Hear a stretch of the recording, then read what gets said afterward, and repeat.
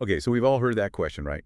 The classic, is the glass half empty or half full? Oh, definitely. It's like the go-to shorthand for someone's outlook. Yeah, and this whole idea of positive thinking, Yeah. sometimes it feels, well, maybe a bit simplistic, kind of wrapped up in pop psychology cliches. It absolutely can feel that way. Often it just gets boiled down to, just be happy or ignore the bad stuff, which really misses the deeper points from actual psychology. Exactly.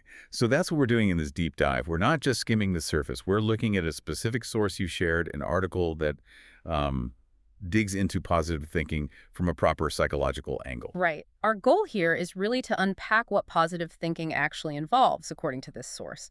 We want to look at the research benefits for health, for well-being, Mm. practical ways you can maybe cultivate it, and also, crucially, the potential downsides, the nuances. Yeah, the tricky bits.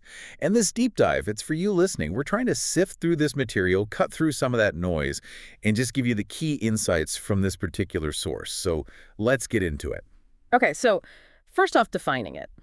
The source is pretty clear that positive thinking is not about just ignoring difficulties or pretending problems don't exist. Right, it's not sticking your head in the sand. Exactly. It's not about those rose-colored lenses kind of thing. Okay, so if it's not denial, what does the source say it is? Well, it describes it more as approaching challenges, because life has challenges, Yeah. but approaching them with a positive outlook. Okay. It means trying to see the good in other people, viewing yourself and your own abilities positively. It's really about trying to make the most of obstacles, not getting totally derailed by them. That makes sense. It's more active, like engaging with the difficulty, not just wishing it wasn't there. Um, the source also brings up something called explanatory style. That sounds important. It really is. It gets to the why behind someone's outlook. It's a concept that comes up in the material linked to the psychologist Martin Seligman. Okay. And your explanatory style is basically how you usually explain why things happen to you. Good things and bad things. And there are two main types discussed. That's right. First, there's the optimistic explanatory style. People using this style, they tend to give themselves credit when good things happen, internal reasons. Right. I worked hard for that. Exactly. But when bad things happen, they're more likely to point to external factors. And crucially, they tend to see negative stuff as temporary. Like it's a setback, not the end of the world. It's specific, not going to ruin everything. Okay. And the flip side, the pessimistic style. Yeah, the pessimistic explanatory style, that's kind of the opposite pattern. People often blame themselves when bad things happen, internal causes. It's my fault. Right. And they often struggle to really internalize success, maybe chalk it up to luck or something external. And they tend to see negative events as, well, expected, probably lasting a long time, and likely to affect lots of parts of their life. Wow. You can see how that would shape your whole experience. Definitely. The source points out that always blaming yourself for stuff you can't control or seeing setbacks as permanent, that really impacts your emotions and outlook. Makes sense. And I guess positive thinkers often lean towards that optimistic style. Generally, yes.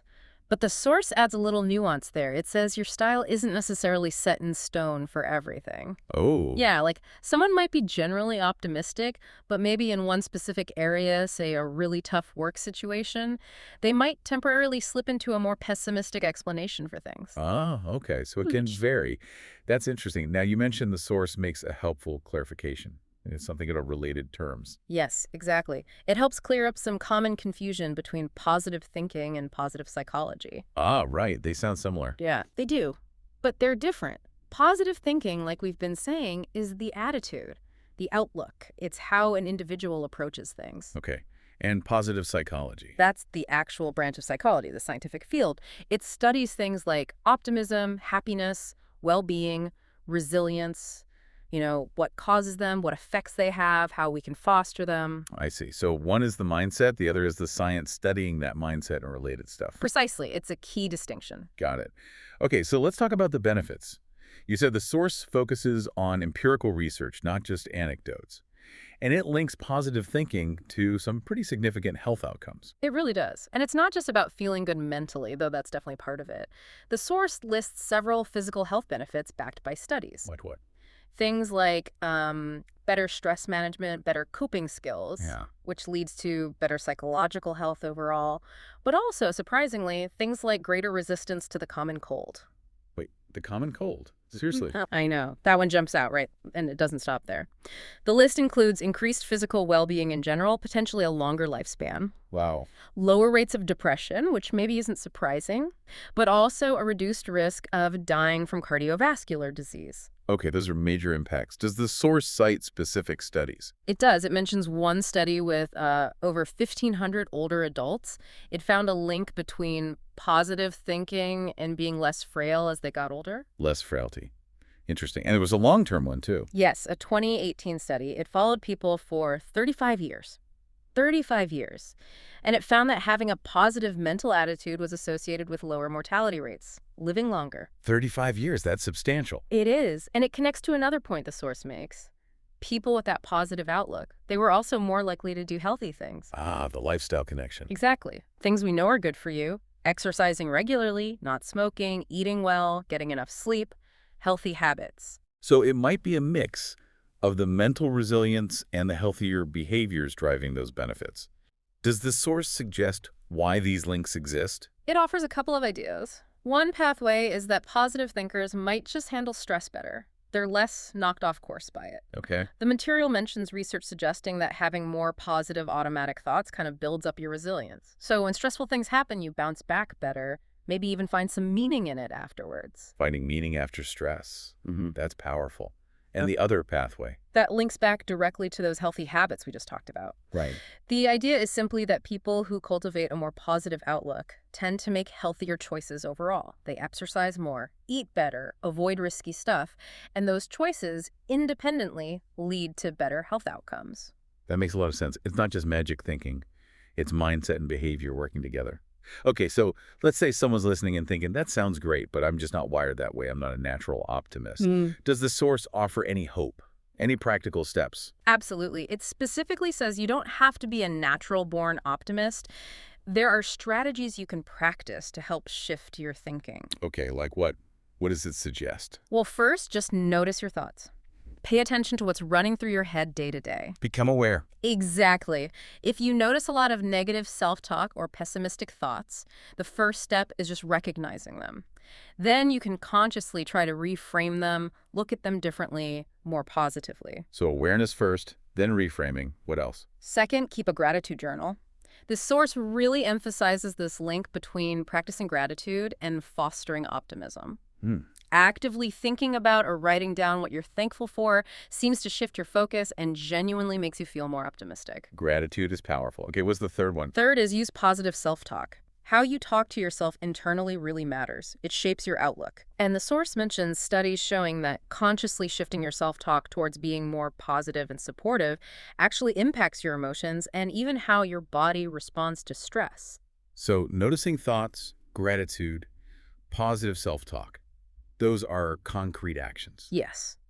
They're presented as starting points. And mindfulness practices can also help here by making you better at noticing those negative patterns in the first place so you can change them. Right. Makes sense. These sound like useful tools.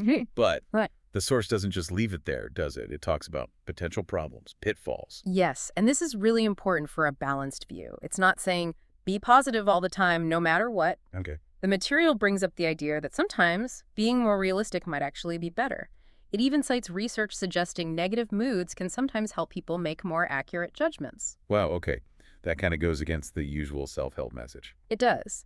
So if blind optimism isn't always the best, and we know pessimism is generally unhelpful, what's the sweet spot? Yeah, what does the source suggest? It introduces this idea of realistic optimism. Realistic optimism. Tell me more about that. Well, it points to a 2020 study. I think it was in Personality and Social Psychology Bulletin. This study looked at people's expectations versus reality. Okay. And it found that people with mistaken expectations, whether they were way too optimistic or way too pessimistic, actually did worse mentally compared to people whose expectations were more grounded in reality. Interesting. So being overly optimistic wasn't the best outcome. Why? The source suggests the disappointment that comes when those super high, unrealistic, optimistic hopes aren't met can actually be pretty damaging to your well-being. If you expect perfection, reality hits harder. Right. That makes sense. But it still found pessimism was the worst. Oh, yes. The research consistently shows that a generally pessimistic outlook is linked to worse outcomes. So the takeaway isn't to be pessimistic, but maybe to aim for optimism tempered with realism. That realistic optimism seems to be the suggested balance. Okay, that adds some really necessary complexity. And there was one other potential downside mentioned, something called toxic positivity. Yes, that term comes up. The source defines it as basically insisting on being positive or forcing positivity on others, no matter how genuinely bad or upsetting a situation is. Like telling someone who just lost their job to just look on the bright side.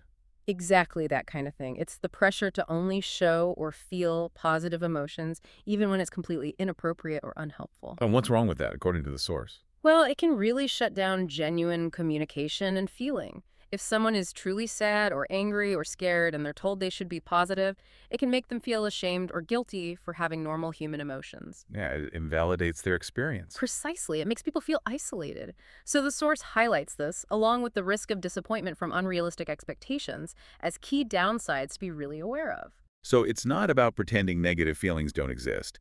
It's more about cultivating a generally positive approach, but still allowing yourself and others to feel and process the tough stuff realistically. That sums it up perfectly. It's about having that optimistic orientation while navigating reality, not denying it.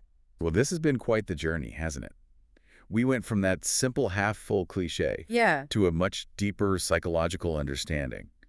We've looked at what positive thinking really is, according to this source, the whole idea of explanatory styles. Clarified it versus positive psychology. Right, and dug into those surprising health benefits, the ones backed by actual research. That was fascinating. And we didn't just stop at the benefits. We talked practical strategies for how you might cultivate it, but also spent time on those crucial warnings, the pitfalls of unrealistic hopes and that damaging toxic positivity. And all of this came straight from the source material you shared, distilled down for you listening. So maybe a final thought to leave you with based on all this.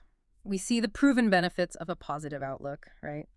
But we also see the real problems with unrealistic expectations and toxic positivity. So the question becomes, how do you find that sweet spot, that balance in your own life?